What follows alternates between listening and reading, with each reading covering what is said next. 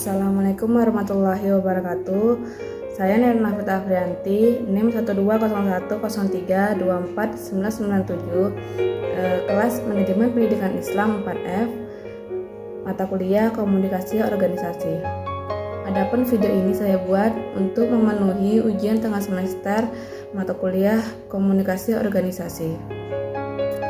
Baiklah, soal yang pertama, jelaskan tentang apa definisi komunikasi organisasi menurut pendapat sendiri, bagaimana proses komunikasi, mengapa diperlukan komunikasi organisasi.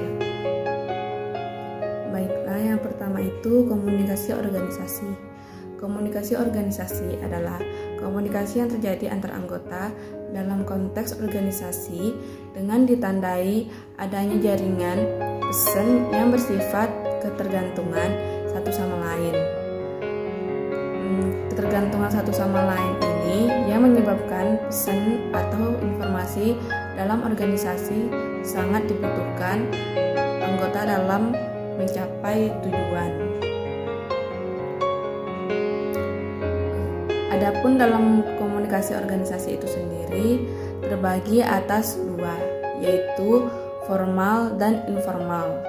Komunikasi formal sifatnya berorientasi pada tujuan, sedangkan informal bersifat sosial. Baiklah, selanjutnya proses komunikasi organisasi. Menurut saya, proses komunikasi organisasi itu dapat disimpulkan bahwa komunikasi terjadi dalam organisasi yang di dalamnya terdapat aktivitas penyampaian pesan atau informasi yang hendak disampaikan oleh pengirim pesan kepada penerima pesan. Dalam pengirim pesan tersebut terdapat usaha untuk menafsirkan maksud atau tujuan tersebut yang dilakukan oleh penerima pesan. Setelah pesan itu ditafsirkan, seorang penerima pesan berusaha untuk mereview dan merespon pesan tersebut dengan berbagai macam cara, baik secara langsung maupun tidak langsung. Respon ini merupakan umpan balik yang diharapkan dari aktivitas komunikasi organisasi. Banyak fenomena dalam organisasi mengenai komunikasi organisasi yang satu arah, di mana pimpinan hanya berkomunikasi melalui kebijakan ataupun perintah kepada bawahannya dan bawahannya hanya menerima tanpa memberi saran. Kalaupun pesan yang hendak disampaikan bawahan kepada atasan melalui kotak saran atau pengaduan itu tidak efektif dan cenderung diabaikan oleh atasan. Soal selanjutnya yaitu mengapa diperlukan komunikasi organisasi. Baiklah, pendapat saya yaitu komunikasi organisasi itu sangat perlu atau penting. Karena menurut saya organisasi itu sendiri terdiri dari orang-orang yang memiliki kedudukan dan peranan masing-masing. Kedudukan dan peranan itu sangat mempengaruhi tujuan dari organisasi.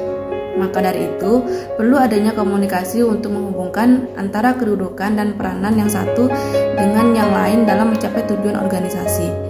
Misalnya, dalam mencapai tujuan meningkatkan profit, maka atasan mengkomunikasikan kepada bawahan tentang apa yang hendak dicapai dengan segala risiko yang ditanggung. Begitupun dengan bawahan yang dapat merespon dan memberikan umpan balik kepada atasannya.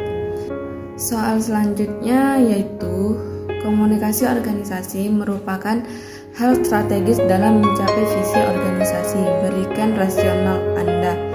Baiklah, menurut saya komunikasi organisasi merupakan hal strategis dalam mencapai visi organisasi. Seperti yang saya jelaskan tadi, bahwa komunikasi itu sangat penting dalam organisasi, khususnya dalam mencapai tujuan organisasi. Mengenai komunikasi organisasi merupakan hal strategis dalam mencapai visi organisasi.